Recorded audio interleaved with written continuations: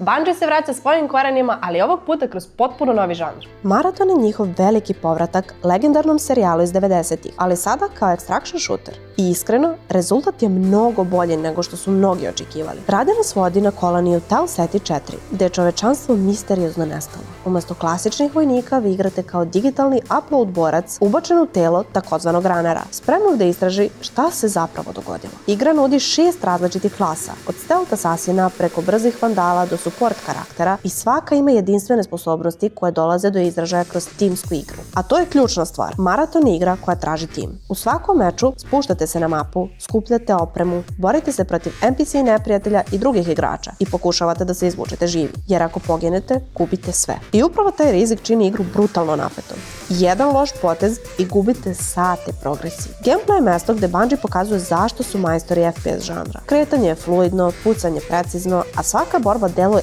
intenzivno i taktički. Tu je zanimljiv hit sistem koji vas tera da balansirate između agresije i povlačenja, dok buildovi i oprema omogućavaju ogromnu raznolikost u igranju. Mape su takođe veliki plus. Imamo 3 različite lokacije, od maglovitih zona, pogodnih za stealth, preko otvorenih močvara, do industrijskih kompleksa punih neprijatelja i luta. Svaka mapa nudi drugačiji tempo i stil igre, a dodatni eventovi i stalna pretnja drugih timova čine da ni jedan meč nije isti. Ali maraton nije za svakoga. Ako igrate solo, iskustvo je znatno slabije. Bez koordinacije i komunikacije, šanse za uspeh brzo padaju. Ovo je igra koja nagrađuje timove, a ne pojedince. Ipak, ako imate ekipu, maraton može postati neverovatno zarazan. Na kraju, maraton je odličan povratak Bungie. Nije savršen i nije za sve, ali za ljubitelje extraction shootera ovo je jedan od najzanimljivijih naslova trenutno. A celu recenziju ove igre možete pročitati na IGN Adria.